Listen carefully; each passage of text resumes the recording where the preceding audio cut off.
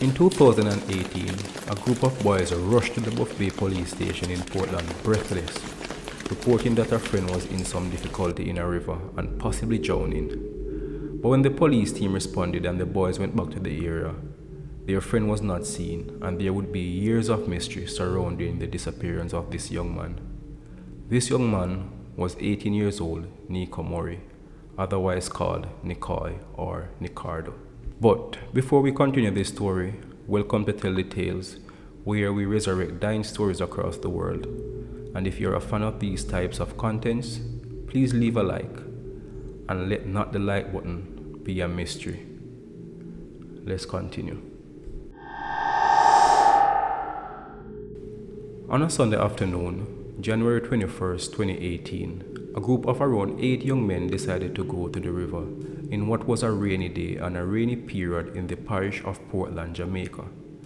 Now, despite the changes in the weather pattern in recent times, the parish is usually known to be one that experiences the most annual rainfall on the island.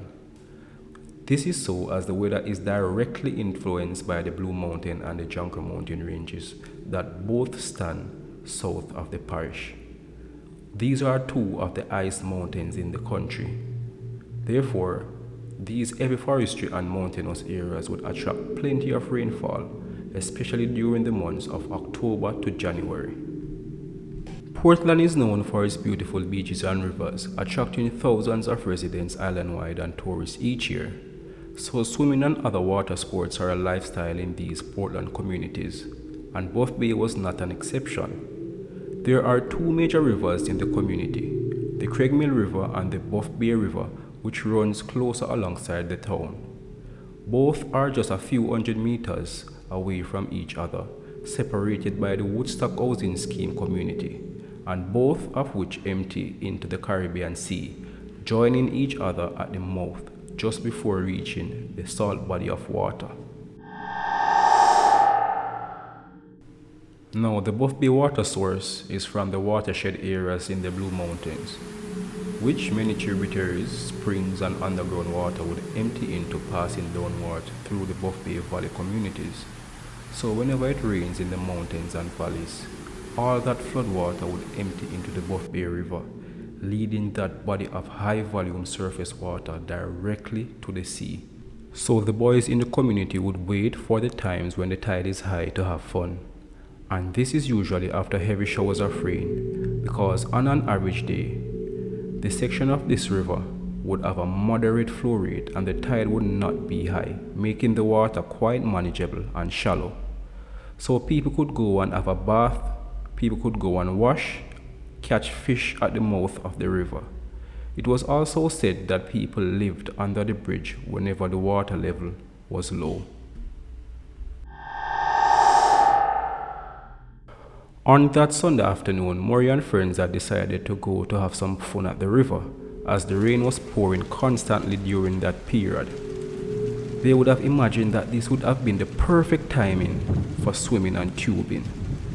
This is where you would put floating rings or tires upstream on the water, and they would have been swept away by the rushing current of water downstream. But there would have been a break at the mouth of the river, where they would then exit further downstream and then repeat the process.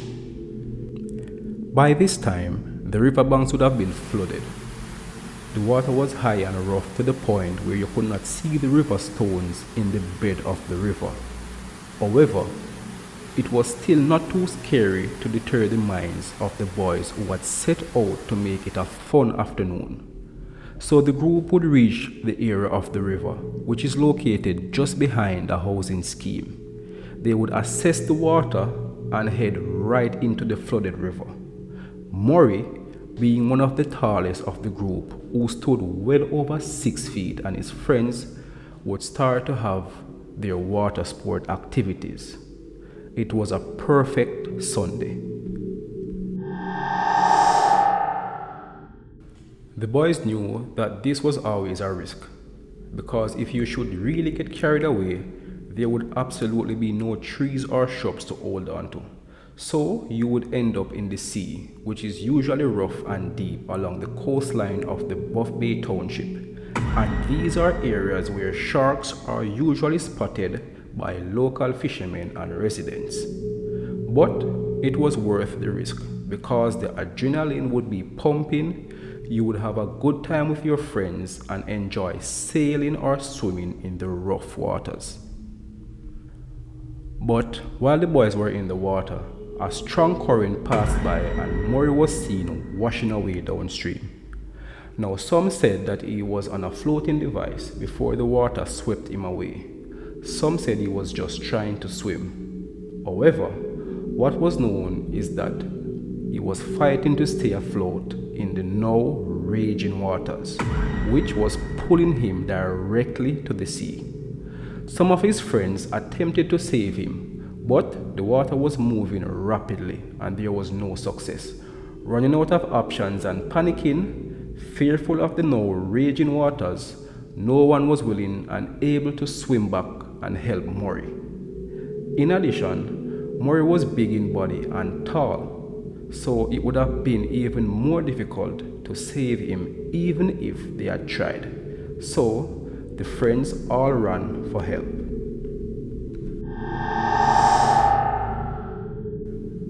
By the time the police had arrived, along with family and friends, Murray was nowhere to be found.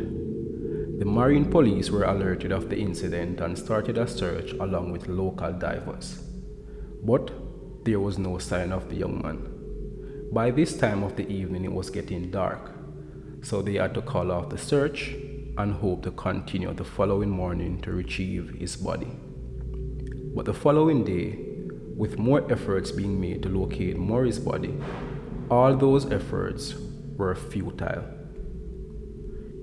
But could he have grabbed on to a floating log or something and drifted out in the ocean when his friends ran off?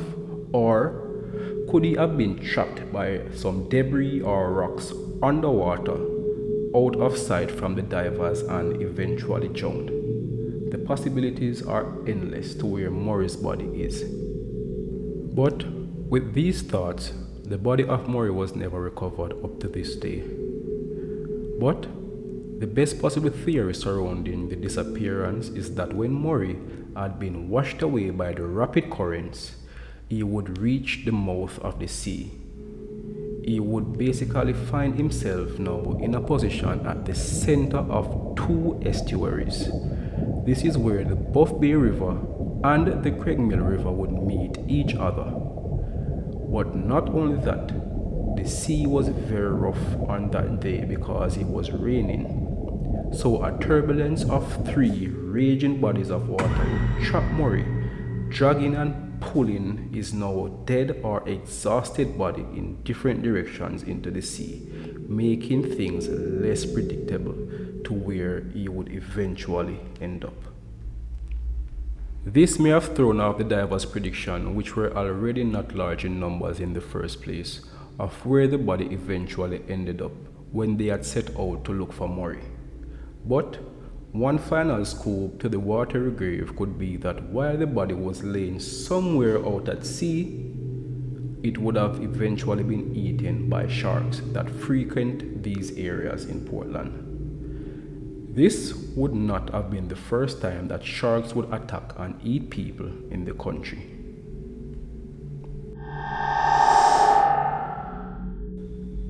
Nico Murray was known as a promising young man who was loved by many and who had a bright future as he was at college at this time of the unfortunate event. The search was called off days after the incident, and his family and friends, though did not get to see his body for the funeral, had accepted that the ocean they see every day was his resting place.